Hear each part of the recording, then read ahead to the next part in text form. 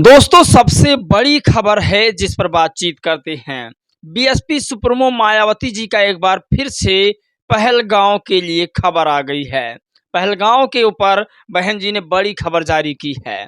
आज सबसे बड़ी खबर है, बीएसपी सुप्रीमो मायावती जी के खबर जारी करते ही नरेंद्र मोदी जी का बड़ा एक्शन आया है। आपको बता दें, नरेंद्र मोदी जी ने कहा कि पाकिस्तान की अब सारी सिट्टी पिट्टी गुम कर देंगे। दरअसल जो पहलगांव में हमला हुआ, उस हमले का, उस कायराना हमले का सबसे ज्यादा भागीदारी अगर कोई है तो वह पाकिस्तान है। पाकिस्तान साफ साफ कह रहा है कि उस हमले में मेरे लोग हैं।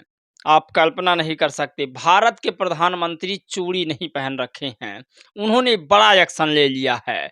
आज आपको बताएंगे वो सारी खबरें जो हमारे समाज के, सर्व समाज के लोगों के लिए बहुत ज़रूरी है। आपको बता दें कि मायावती जी ने बहुत बड़ा एक्शन लेते हुए आज खबर एक जारी किया है और इस खबर की हम सराहना करते हैं। पहले बहन जी ने कहा कि देश पहले है, जाति धर्म बाद में है। यानी कि चंद्रशेखर आज़ाद ने कहा हमें एकजुटता दिखाते हुए भारत सरकार की सहायता करनी चाहिए।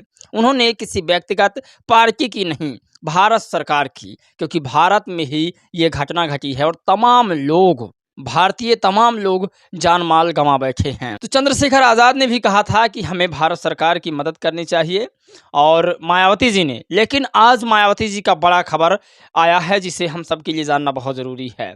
आखिरकार उस खबर के बाद प्रधानमंत्री जी ने क्या एक्शन लिया, और जैसे ही प्रधानमंत्री जी ने एक्शन लिया, आप सोचिए कि पाकिस्तान पिद्दी सा देश है, छोटा सा, जो उत्तर प्रदेश के मुकाबले में भी छोटा है।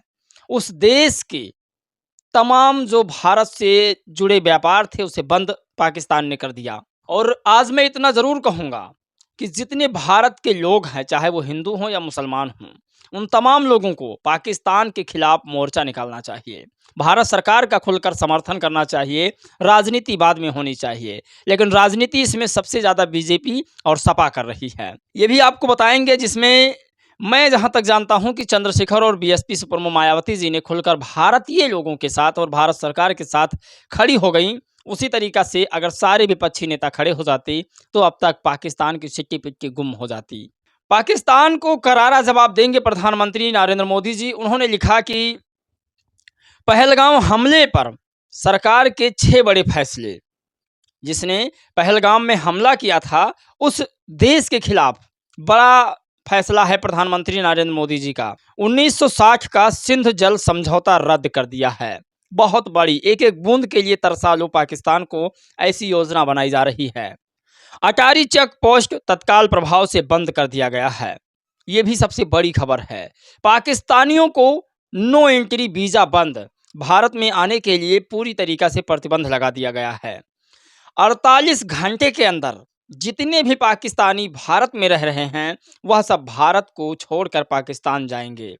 और पाकिस्तान दूतावास में स्टाफ की कटौती, जो रिलेशनशिप था पाकिस्तान के साथ, उसे बंद कर दिया गया और भारत भी अपना स्टाफ कम करेगा। तो ये बड़ा एक्शन है देश के प्राइम मिनिस्टर नरेंद्र मोदी जी के द्वारा।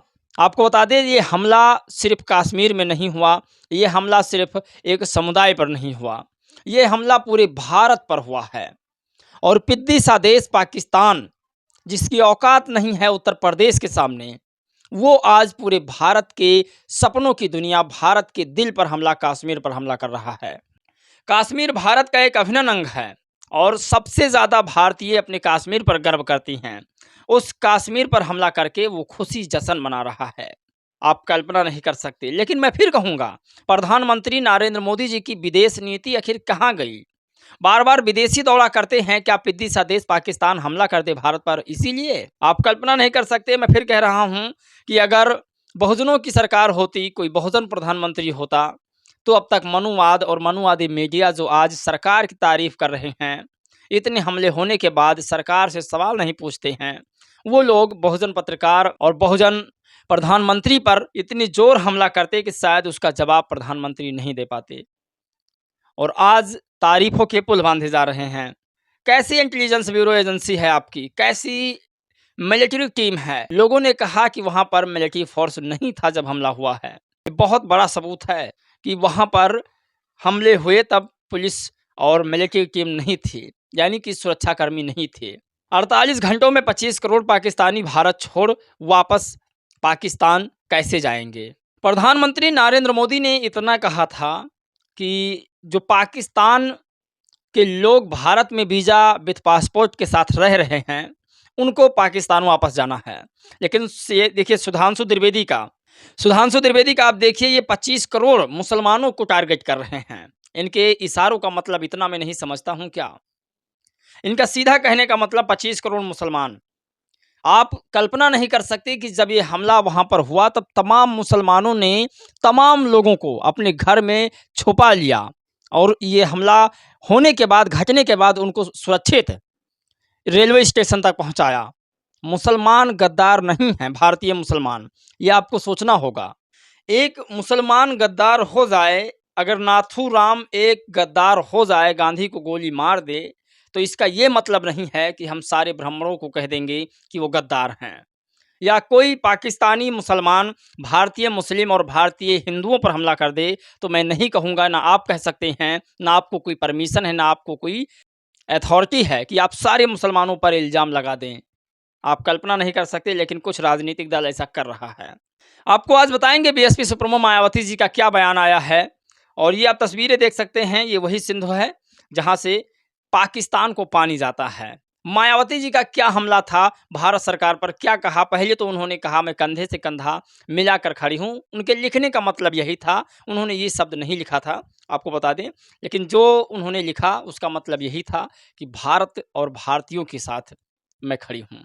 देश के प्रसिद्ध पर्यटक स्थल कश्मीर के पहलगाम में पाक समर्थित, यानी पाकिस्तान समर्थित आतंकवादियों ने पर्यटकों के नरसंहार की अतिघातक घटना से पूरा देश अस्तबद्ध व पर्यटन सीजन में भी ऐसा खास स्थल पर सुरक्षा अभाव के कारण हुई इस घटना से लोगों में भारी रोष व आक्रोश स्वाभाविक, जिसके प्रति जवाबदेही आवश्यक है।